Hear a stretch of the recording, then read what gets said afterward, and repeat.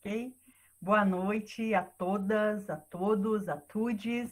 Então, hoje nos reunimos para finalizar o ciclo de debates a respeito da cultura Warau.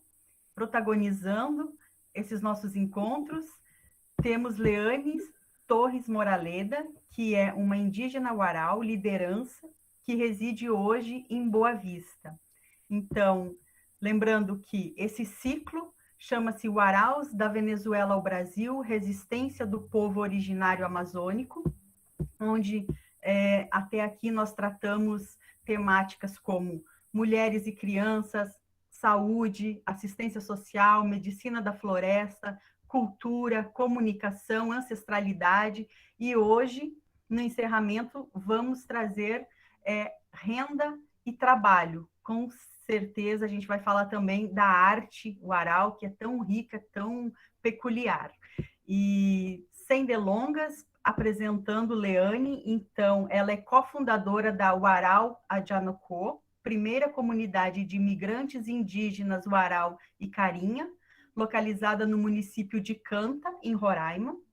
Ela foi cacique geral e aidamo na ocupação urbana Calbanoco, em Boa Vista, onde ela também atuou como coordenadora de cultura, educação e saúde. Foi assistente na Venezuela da vice-presidência do Parlamento Indígena da América, que é um grupo parlamentar venezuelano, e também assistente da chefe de educação indígena na região Delta Macuru. E hoje, como eu disse, ela reside num abrigo em Boa Vista, no Jardim Floresta. Então, antes de iniciarmos com Leane, hoje prestigiando também esse encerramento de debate, temos o nosso vice-presidente e diretor de projetos, Abdul Basset Jarur. Para nossa alegria, hoje ele está junto da Leane, ele está em solo roraimense, já conhecendo, né, mais da cultura Warau, então eu deixo a palavra com você, Abdul, por favor. Muito obrigado, Adriana. Uma boa noite a todos e todas. Os demais que estão aqui nos dando esse suporte de realização desse projeto maravilhoso, Identidade, que resgata a identidade de todos os imigrantes e refugiados.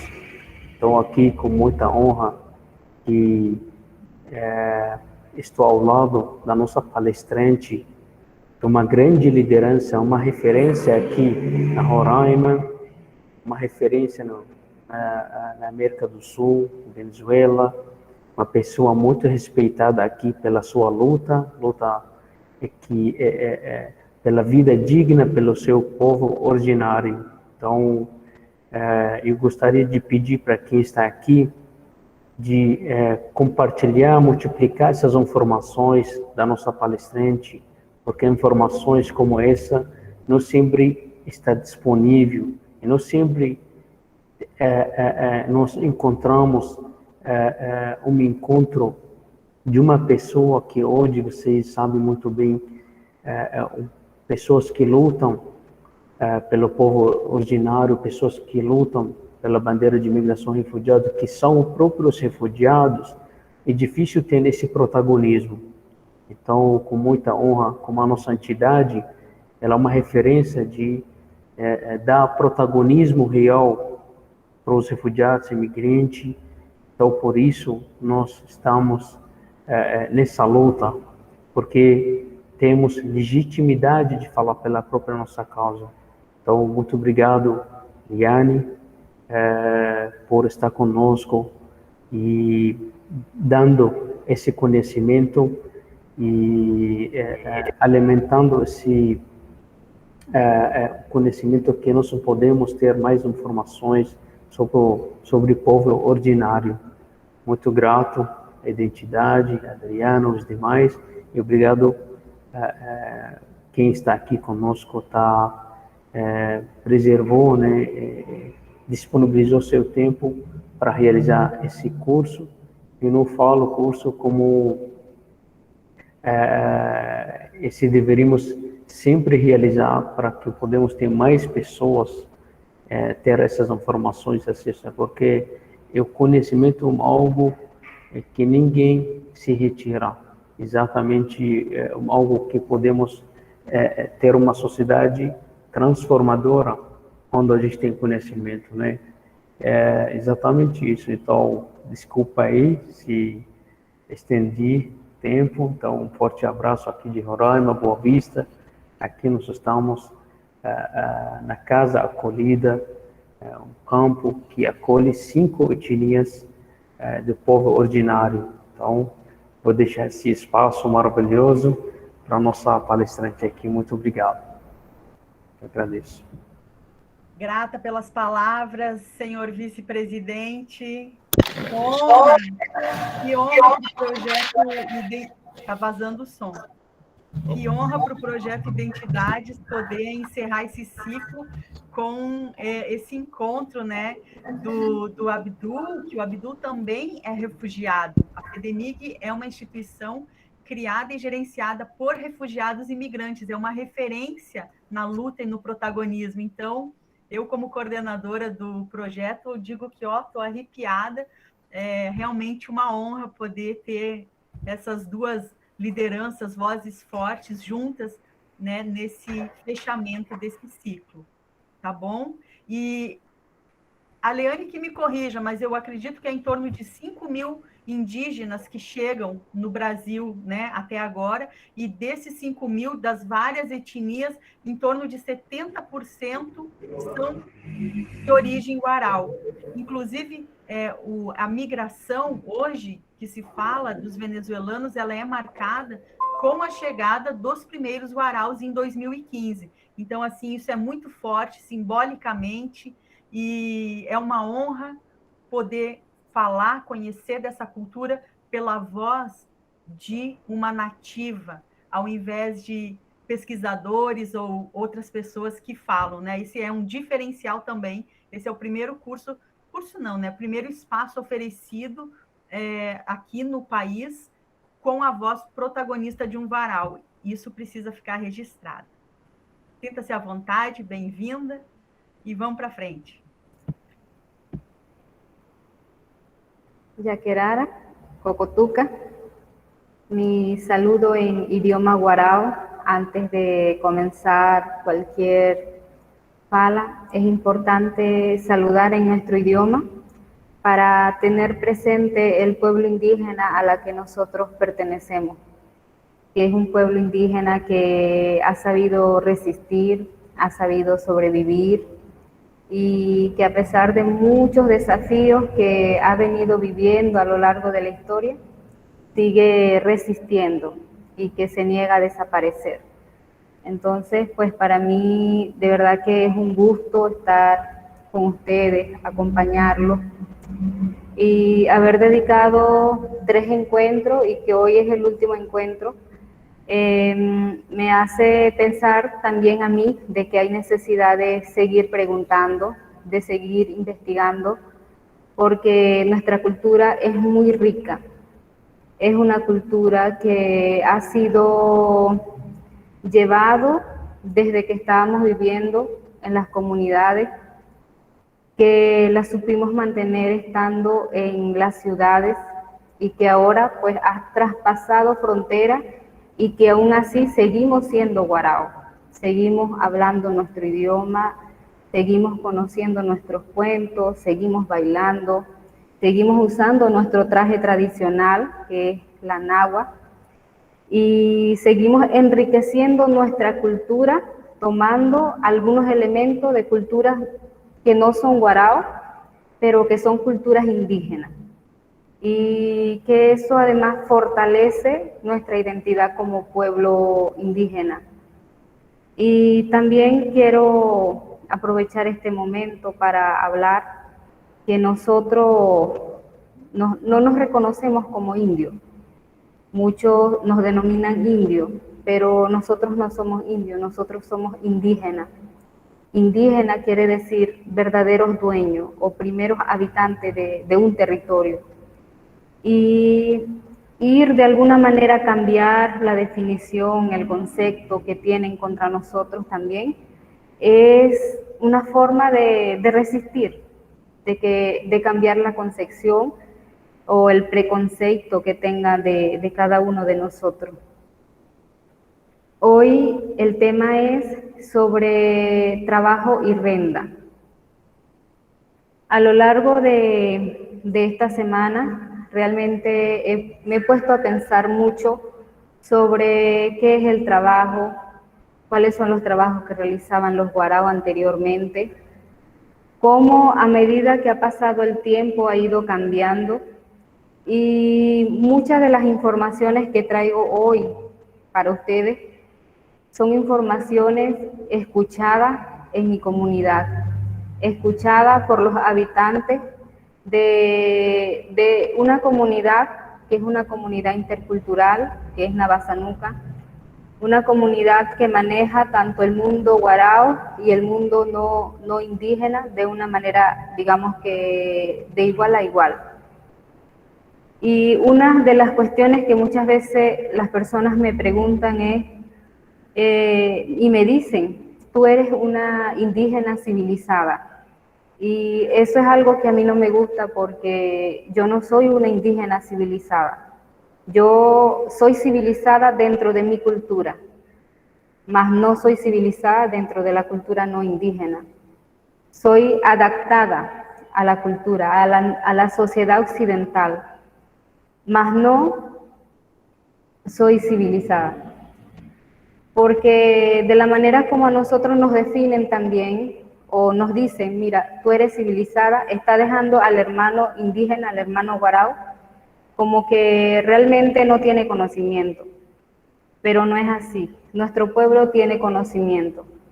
Cada indígena que ustedes vean en las calles, a lo largo y ancho de Brasil, tiene su historia, tiene su experiencia. Y son historias que realmente enriquecen. Solo hay que saber preguntar, hay que saber hablar y hay que saber escuchar sobre todo. Porque a través de esas conversas es que viene todo un sinfín de conocimientos de nuestra propia cultura. Entonces es eso, cada mujer, cada persona indígena que está acá desplazado en Brasil tiene su propia historia y es una historia que debe ser valorizado. Entonces, bueno, así comienzo mi palabra el día de hoy. En cuanto, ya tomando el tema de trabajo y renta, voy a comenzar hablando un poco sobre lo que es el trabajo, o sea, cómo ven los guarao el trabajo.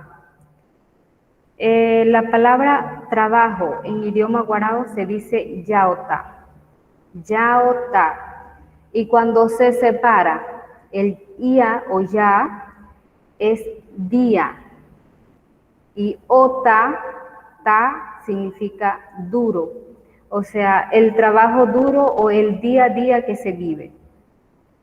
Los guarao, cuando estaban en las comunidades indígenas, no veían el trabajo como lo ven la sociedad no indígena.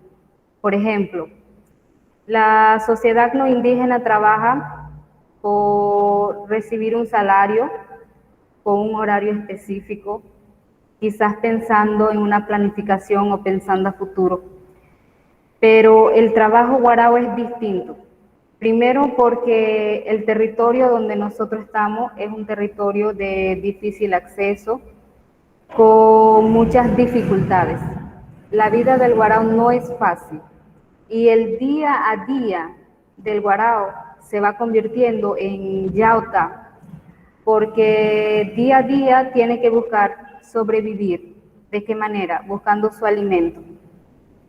Y de esa manera la vida de los guarao ha permanecido en el tiempo, porque los guarao día a día han estado buscando cómo sobrevivir.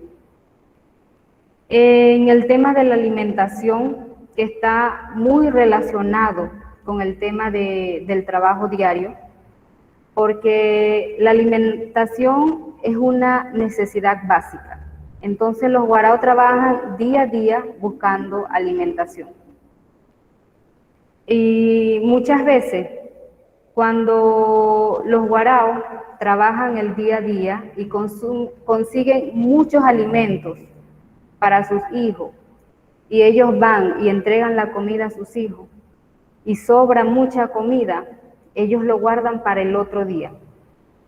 Pero si la comida no alcanza, todos esos alimentos que se consigue en el día es comido en el día.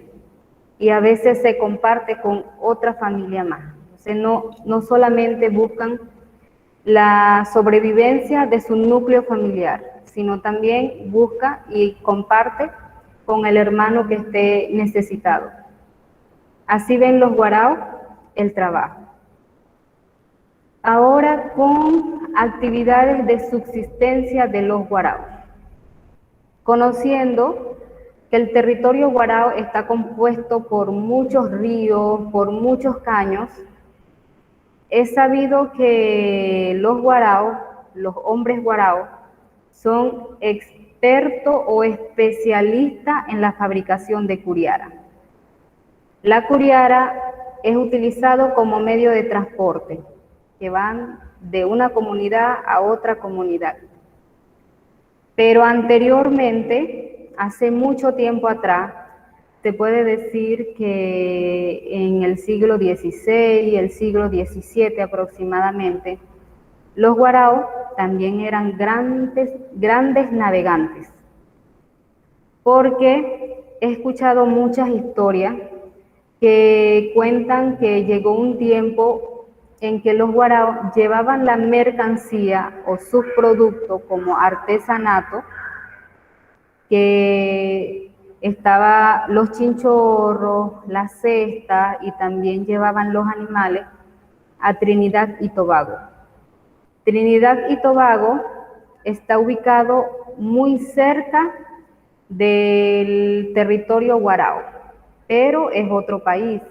Ya como nuestra zona está ubicada en una zona fronteriza, Trinidad queda en otro país. Pero lo que a mí de alguna manera me hace pensar que realmente el conocimiento guarao es muy rico, es que también cuando se cuentan esa historia, se habla sobre la presencia de un huicidatu que era obligatorio llevar en la curiara, porque el huicidatu está encargado de comunicarse con los espíritus del océano, los espíritus del mar. De manera que la curiara que salía a Trinidad, que cruzaba la frontera y cruzaba el océano, no pudiera trambucarse, se dice en español, no pudiera, que los indígenas que vayan ahí en la curiara no pudieran morir. Entonces el huicidatu, con su huina, o muchas veces con su maraca, iba hablando con los espíritus para que el agua estuviera en paz, para que el agua estuviera tranquilo, y así ellos pudieran llegar a Trinidad, vender lo que tenían que vender, incluso hacían trueque también de un producto con otro producto y luego regresaban a sus comunidades. Ellos no se establecieron en ningún momento en Trinidad y Tobago. Ellos regresaban a sus comunidades, que para aquel momento la mayoría de las viviendas estaban ubicadas en los morichales. En guarao es ojiduina, o sea, dentro de un lugar donde había mucha mata de moriche. Y posteriormente, cuando empezó la llegada de los misioneros capuchinos, ya como en el año 1920, 1925, empezaron a crear las comunidades. Los indígenas, que para aquel momento se desplazaban a Trinidad y Tobago, ya dejaron de ir a Trinidad y enviaron a los niños a los internados con los misioneros capuchinos. Mientras los niños se iban preparando en la educación formal, sus padres, muchos padres, quedaron viviendo dentro de los morichales. Y allí ellos se hacen o siguen sobreviviendo haciendo las actividades de subsistencia. Porque mientras los niños se iban formando, ellos seguían sobreviviendo en los morichales. Y para eso también pescaban. Y la pesca es una actividad que realizaban más que todo hombres. Y conocían, de acuerdo al color del agua, de acuerdo a hacia qué lado iba el agua, si la marea de agua subía, si la marea de agua bajaba, los guaraos sabían qué tipo de pescado se podía pescar ese día. Y para eso también utilizaban técnicas especializadas. Si querían comer morocoto, utilizaban también una técnica diferente. Y los pescados que se consiguen dentro del caño, dentro de los ríos guaraos, son el morocoto, la curvinata, el laulau, blanco pobre, el rayao. Esos son más que todo los pescados que consumen los guaraos del río. Ahora, dentro de los morichales también habían pescados que crecían dentro de los pozos de agua. Y esos pescaditos se llama busco, que es muy consumido por todos los guaraos, pero tiene mucha espina. Son pescados muy pequeños. Eso era lo que se conseguía dentro de los morichales. Después de que los guaraos empezaron a salir a las comunidades, empezaron a desarrollar otro tipo de trabajo, como por ejemplo la caza, empezaron a cazar los animales. También empezaron a hacer la recolección, porque mientras se vivía en los morichales, se sobrevivía con alimentos que se conseguían dentro de los morichales. Pero una vez que salían de los morichales, tenían que buscar otra estrategia. Y utilizaban lo que es la recolección de frutas o también recolección de cangrejos. Cada tiempo, cada flor o cada fruta tiene su tiempo. Por ejemplo, en el mes de julio aproximadamente, llegaba el tiempo de ir a buscar los piñuelos, que en idioma guarao es corobisoro. Esa fruta no se consigue fácilmente dentro del territorio guarao como tal, sino que se tiene que salir un poco hacia la zona fronteriza y se consiguen los piñuelos allí. También había tiempo de recolectar lo que es ibacuaja, en idioma guarao es ibacuaja.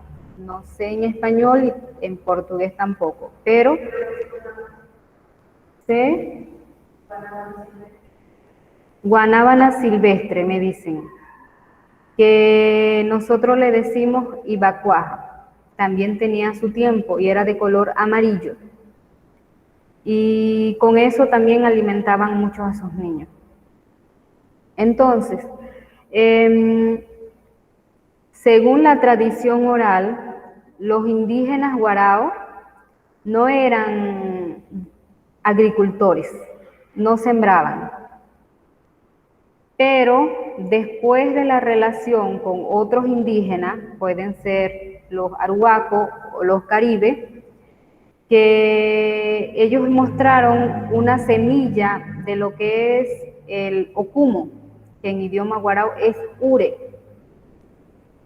Según algunas preguntas que he hecho, muchos dicen que fue antes de la fundación de las misiones, puede ser como 1920, quizás 1921, 1922, que los arhuacos trajeron la semilla del tubérculo que se llama ocumo y entregó a una familia guarao para que pudiera sembrar. Desde allí los guaraos empezaron a hacer conuco y empezaron a consumir lo que es el ocumo chino. Hay otras versiones que dicen que no fueron los arhuacos, sino que fueron los caribes. Pero a mi forma de ver, ese alimento tradicional no fue traído por los caribes, porque la relación que tenían los guaraos con los indígenas caribes no era una relación muy diplomática. De hecho, existen muchos cuentos sobre conflictos que se tuvo con los indígenas caribes, que los guaraos le decimos musimo tuma, que quiere decir ojos rojos. Y las historias son rapto de personas y mucho conflicto con el pueblo indígena caribe, que eran muy fuertes. En cambio, con los indígenas arhuacos, el trato era mucho más tranquilo, e incluso muchos arhuacos se misturaron con los guaraos. Entonces, eso me hace pensar que realmente fueron los arhuacos que de alguna manera influyeron en que los guaraos fueran también agricultores, que también sembraran el ocumo para su alimento. Y después de 1925, 1930, empezaron a llegar a las comunidades indígenas, sobre todo en la zona de Winiquina, que es la parroquia Manuel Renaú, la creación de una empresa de aserradero que se llamaba Nueva Idea. Allí causó también que los guaraos cambiaran esas actividades que mencioné, que eran actividades tradicionales de su trabajo, lo cambiaran a ser parte de trabajo de aserradero, que consistía en el trabajo con madera. Allí también hubo conflicto con el dueño de la empresa del aserradero, porque muchas veces el trabajo de los guaraos no era bien pagado. Y hubo mucho confrontamiento con el dueño del aserradero, porque los guaraos se dieron cuenta que muchas veces la medida de la madera que llevaba, el dueño del aserradero colocaba que tenía menos medida. Allí los guaraos se dieron cuenta de que había un robo que hacía contra los guaraos. Y muchos cuentan que debido a esa relación nació para aquel momento, en el año 1930, 1931, una canción en guarao que dice: guarao, guarao aicía da cobó tatine, jotarao aicía da cobó tanaja. Quiere decir, a los guaraos les voy a decir hermano, y a los no guaraos no les voy a decir hermano. Entonces también hay una parte de la canción, de la letra, que se refiere al dueño del aserradero o a los criollos, a los no indígenas que estaban allí, como Kai Sanamo Tuma, que quiere decir nuestros maltratadores o nuestros pisoteadores. Entonces fue más o menos en esos años que nació esa canción, como una canción de protesta por lo que estaba aconteciendo dentro del aserradero. Podemos decir que una de las tantas violaciones, se puede decir, de los derechos humanos o del derecho al trabajo, que fue violado fue también en ese aserradero, donde no se reconocía el trabajo del guarao como tenía que ser. Como decimos nosotros, el deber ser, lo que tenía que ser correcto. Cuando le quitan la cantidad de medida de la madera para cancelarle menos al indígena.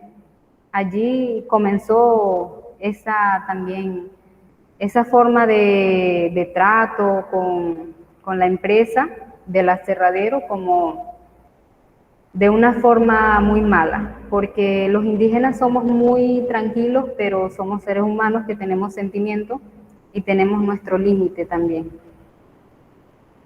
Después de eso, como por el año 1940, ya exactamente no sé qué año, porque estuve preguntando más o menos en qué año se había formado, pero aproximadamente por esos años fue que se creó también dentro de la zona de Winiquina, la comunidad de Hana Cojobaro, la empresa de Palmito. Dentro de la empresa de Palmito también muchos indígenas empezaron a trabajar, a llevar palmito para vender. Y también eso incidió en el cambio de la alimentación, porque anteriormente consumían lo que es la yuruma y lo sacaban de los morichales. Entonces, el hecho de tener una empresa que le generaba recurso económico, empezaron a trabajar para la empresa y con eso empezaron a comprar productos de una bodega. Y la forma de la alimentación también cambió. Empezaron a consumir el refresco, empezaron a consumir lo que es la harina de trigo, y con ella también dentro de ese negocio vendían también bebidas alcohólicas. Entonces los guaraos empezaron a consumir el alcohol que no es propio de la cultura guarao, sino que fue llevado por comerciantes a las zonas indígenas para que pudieran consumir, también como una forma de crear dependencia o una forma de dominación hacia los indígenas, y empezaron a consumir alcohol. Hoy por hoy, muchos indígenas hablan del alcohol y dicen que es un tema cultural. Y conociendo la historia, los indígenas culturalmente, los guaraos, no somos alcoholizados, sino que es algo que llegó a nuestras comunidades, que llegó a nuestras familias y que incidió mucho para terminar de dominarnos a través del alcohol también. Y dentro de todas las actividades, ya llegamos a los años 80, cuando los guaraos llegan a las ciudades, y es que empieza un desplazamiento mucho más amplio, cuando las comunidades indígenas, como que de alguna manera los indígenas se desplazan a las ciudades, van dentro de las ciudades y empiezan lo que es la recolección de dinero, la recolecta de dinero de mujeres guaraos en las calles, de mujeres indígenas en las ruas. Empezaron a recolectar dinero. Ellos estuvieron en San Félix, luego Puerto Ordaz, Ciudad Bolívar, Caracas. Y como los criollos vieron la primera reacción de los no indígenas, cuando nos vieron a nosotros, a los indígenas que estaban en ese momento, vieron que las mujeres no andaban solas, las mujeres andaban con sus hijos.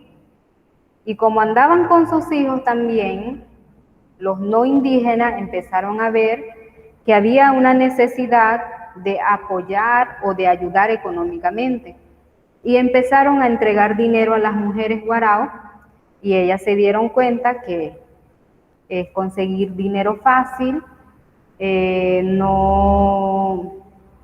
con eso ellos evitan hacer otro tipo de trabajo dentro de la ciudad, porque también viendo desde la visión de las mujeres guaraos, que muchas veces yo preguntaba, ¿por qué ustedes piden dinero en las calles?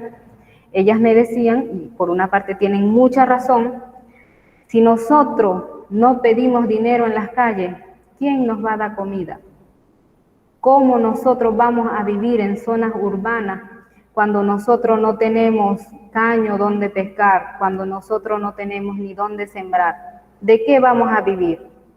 De la recolecta de dinero. Entonces, es difícil para una mujer indígena conseguir un trabajo formal en la zona urbana. Y eso causa que las mujeres indígenas vean una posibilidad de recolectar dinero en zonas urbanas pidiendo. Después del año 2014, 2015, cuando se profundiza mucho la crisis en Venezuela, recibimos las primeras noticias de que ya los indígenas guarao habían cruzado frontera y estaban aquí en Brasil. ¿Y cómo iban a sobrevivir? Pidiendo dinero. Y ahora esa recolección de dinero está dentro de todo Brasil. Ya no se ve casi en Venezuela porque la mayor parte de la población guarao, somos casi 5.000, 6.000 guarao que estamos aquí en Brasil. Y si nosotros podemos ver dentro de las organizaciones o entidades que trabajan con migrantes indígenas, podemos contar incluso que hay muy poca cantidad de guarao trabajando dentro de esas entidades. Y somos muchos.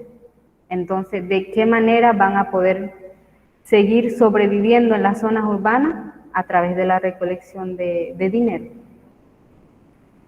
Y esa es una realidad que se vive, no solamente aquí en Boavista, sino en todas partes de aquí de Brasil. Y es algo que se vivió en Venezuela. Y también entender que no solamente hacen eso por querer ser dependiente o por querer de alguna manera tener una vida fácil, no. Es entender que todas las mujeres que están o todos los indígenas que estamos aquí tenemos historias. Historias de contacto con población no indígena, pero contactos que han sido violentos, que eso ha causado el fenómeno que tenemos hoy, que es la migración, que es el desplazamiento forzado que hemos tenido ahora y que hoy seguimos aquí.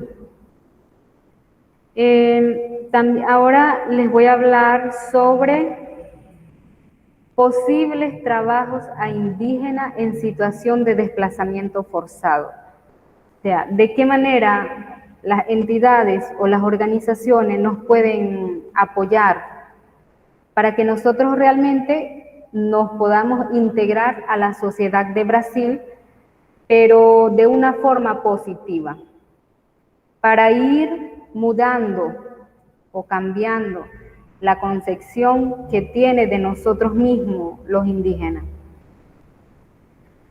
Pienso que, y no voy a decir nada en contra de lo que es el abrigo, porque para mí la respuesta de la operación acogida con los abrigos fue una respuesta muy buena, como una respuesta emergencial, porque era necesario tener a los indígenas dentro de los abrigos, indígenas que llegaran de Brasil, que estaban en una situación crítica de desnutrición, de salud también, y que de alguna manera dentro de los abrigos reciben una atención. Pero más allá de eso, la crisis humanitaria en Brasil ya no es de 1 año, no es de 2 años, ya han pasado 5 años o 6 años. Y actualmente tener a indígenas dentro de los abrigos, siento que ya no es una respuesta positiva, porque en todo este tiempo que ha pasado, en todos estos años, ya se debió haber estudiado una posibilidad de estrategia de salida de los indígenas de los abrigos.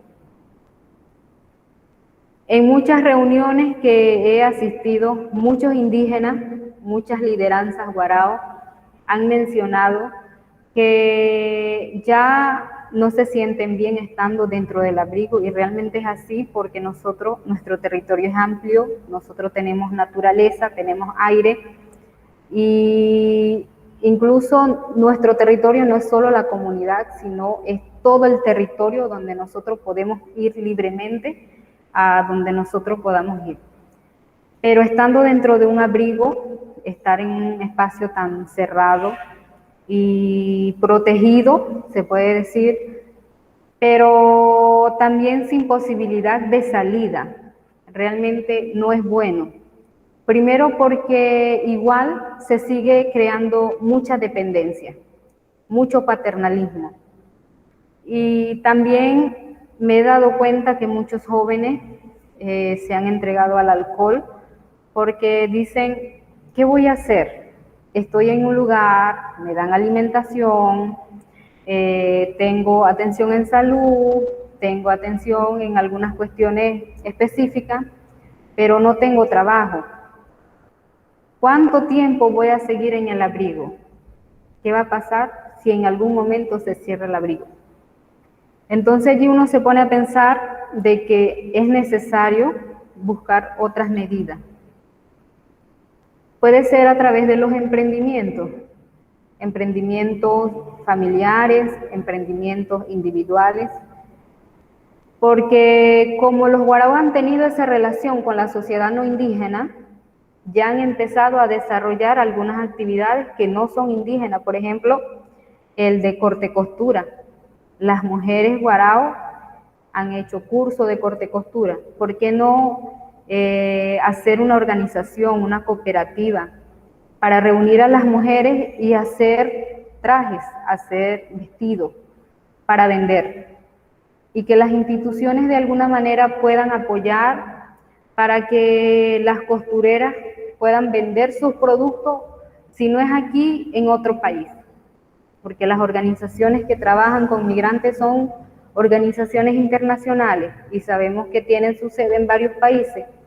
Y cómo ayudar, cómo apoyar a esas mujeres a vender sus productos. Igualmente en los temas de artesanato. Las mujeres guarao saben hacer artesanía.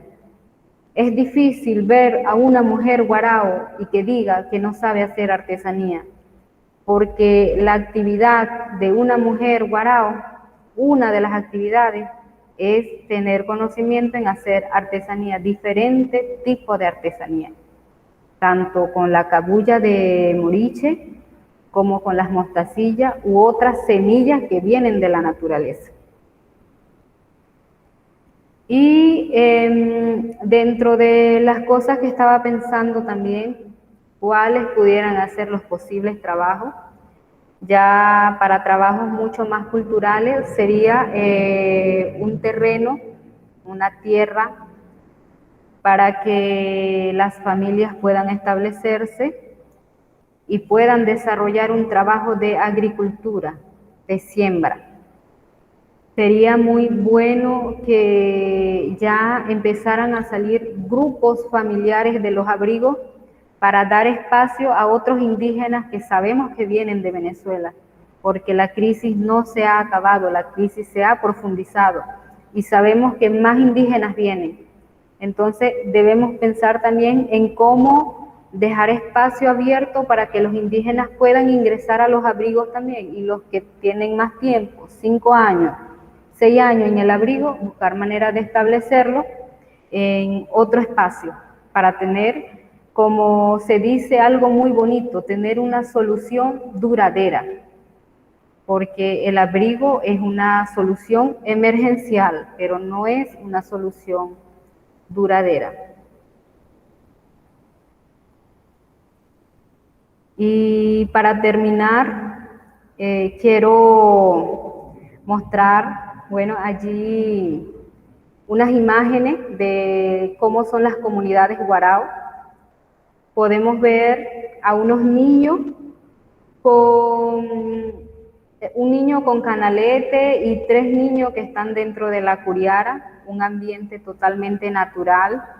Como se pueden dar cuenta, nuestra vivienda no están pegados a la tierra, sino que son hechos de pilotines que son altos, para evitar que cuando la marea suba pueda inundar la casa. Entonces la mayoría de las viviendas guarao son hechos de palafito. que tienen pilotines altos.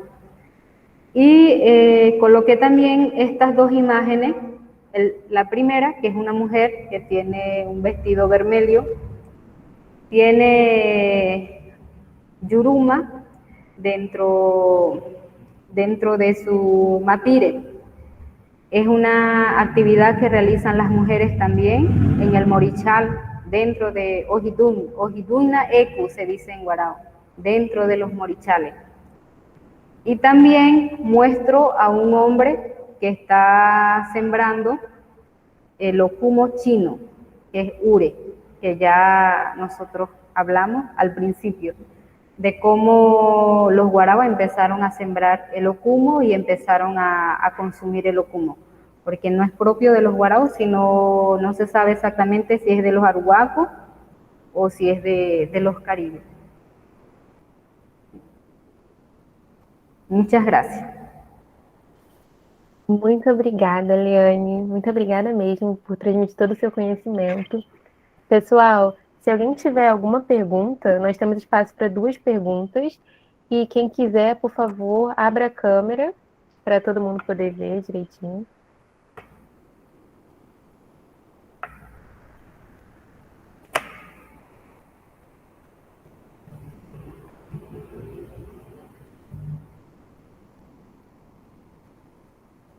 Alguém tem?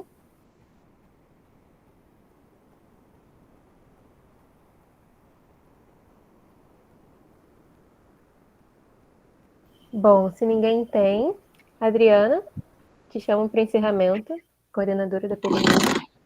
Não, eu queria fazer uma pergunta. Ah, sim. Desculpa que estava com dificuldade para abrir. Sim. Pode ligar a câmera, por favor? Sim. Se não puder, tudo bem. Ah, tá, obrigada. Tô tentando abrir aqui. Ok. Bom, primeiro eu queria agradecer a Leane por mais essa aula que ela nos deu. Eu queria que se você pudesse falar um pouco mais, Leane, sobre essa perspectiva da saída, né, dos abrigos. O que vocês, as lideranças, estão pensando, né, nessa perspectiva da saída? E se ninguém mais tiver alguma outra pergunta, a segunda seria sobre essa coisa que você falou da coleta, né, do dinheiro das mulheres, como que você avalia a importância disso nessa condição de não ter um outro trabalho, né? Se esse é realmente um fundo que ajuda efetivamente as famílias na alimentação, nos deslocamentos, se você pudesse falar um pouco. Obrigada. Bueno, en el caso de la perspectiva de salida del abrigo, es una cuestión que a nivel de colectivo, de comunidad, me refiero al grupo que lidero, que salimos de Caguanoco, fue la propuesta que nosotros siempre hicimos y por eso trabajamos por salir del abrigo. Y siempre hemos tenido una visión muy abierta en cuanto a eso, porque veníamos viviendo una experiencia de autonomía, de autogestión, de también esa posibilidad de tener autodeterminación, de saber qué es lo que queremos y para dónde queremos ir. Y por eso siempre tuvimos muy presente de que no queríamos estar mucho tiempo en el abrigo. Agradecemos de verdad el apoyo de Fraternidad, el apoyo de ACNUR por estar dentro del abrigo, pero no era algo de la que nosotros queríamos.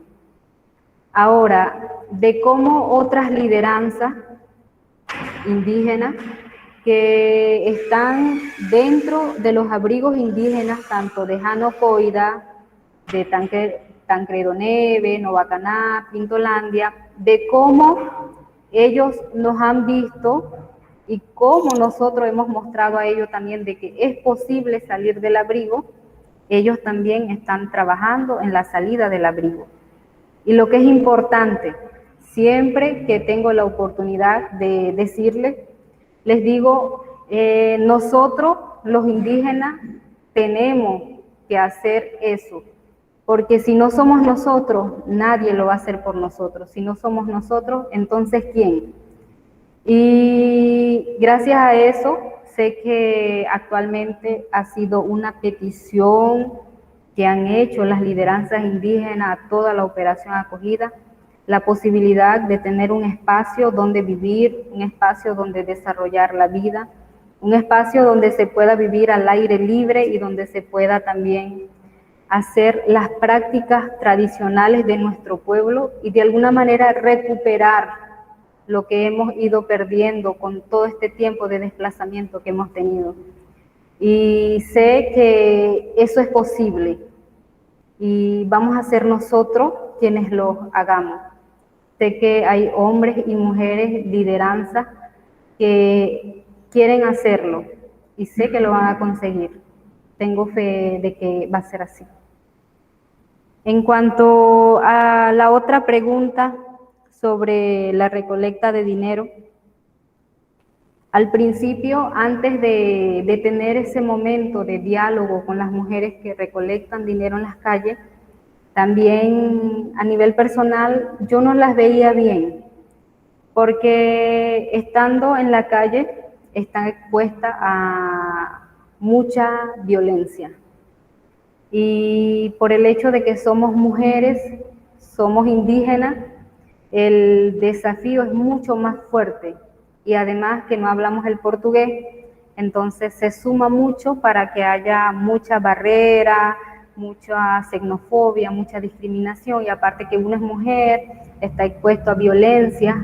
Entonces yo veía eso también como algo que puede afectar incluso la salud emocional de una mujer, pero conociendo cuáles son las necesidades que tienen, conociendo de que con ese dinero también se compra medicina, se compra alimento, se da también al niño ropa, se puede comprar ropa también si la recolecta de dinero es mucho, y es positivo porque eso ayuda a que la mujer pueda tener de alguna forma un ingreso que no es seguro, tampoco es la misma cantidad todos los días, porque ellas me decían, hay días que nos dan mucho dinero y hay días que casi no nos dan dinero, pero como salen todos los días, tienen lo suficiente para sobrevivir. Entonces creo que sí es importante que las mujeres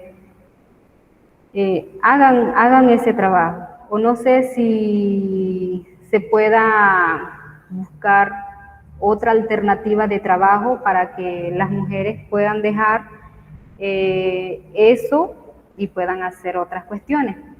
Porque también sé que las mujeres tienen conocimiento en hacer muchos artesanatos, pero el detalle es que sus artesanatos no son vendidos. Y si van a ser vendidos, no es la indígena que pone el precio, sino el comprador.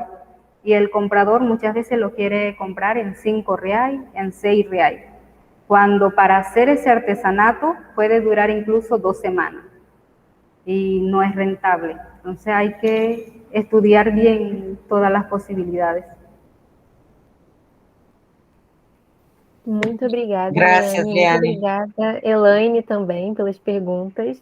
E agora, para o encerramento, eu chamo a coordenadora de projetos, Adriana Sangalli. Grata, Anne Poli. Muito interessante não, muito importante o que a Leane trouxe, né, dessa questão da exploração feita na venda dos produtos, né, a pessoa já estão em situação de vulnerabilidade, em hipervulnerabilidade, e aí acabam muitas vezes se submetendo a ter de vender produtos por valores ínfimos, pela necessidade. Então, acho que essa é uma consciência que nós, que compramos, também precisamos ter, né? De valorização do trabalho, do cidadão, né, do trabalhador. Bom, infelizmente chegamos ao fim, mas felizmente cumprimos com a meta, né? De todo o meu coração, Leane, gratidão a você. Você é sempre muito bem-vinda. Vamos pensar um módulo 2 em breve, com certeza. Gratidão a todos que se sentiram chamados, que essa voz, esse conhecimento realmente, como disse o nosso vice-presidente, que ecoe através da gente, dos nossos trabalhos, da nossa vida pessoal, também nas relações, e que nós possamos seguir pensando e fortalecendo o trabalho em rede, principalmente para uma melhor acolhida e integração real dessa população que chega ao país. Quero agradecer, então, para finalizar mesmo, ao Departamento de Projetos, que realiza o projeto Identidades, Cultura Global em Movimento, e os apoios, inicialmente da Fraternidade Humana Internacional, que nos cede o espaço do Centro Cultural e de Formação Indígena, onde Leanes tem ocupado, né, a sala, a internet, para a realização dessas aulas, e o nosso apoiador master, que é a Universidade Federal do Rio de Janeiro, através do Laboratório de Estudos de Mídia e Relações Internacionais da Escola de Comunicação, que nos cede a monitoria que hoje aqui nessa turma representada pela Anne. Então, gratidão, vamos para frente e uma boa noite a todas, todos e tudes. Muito obrigada, pessoal, pela companhia. Boa noite a todos. Tchau, tchau. Tchau, tchau.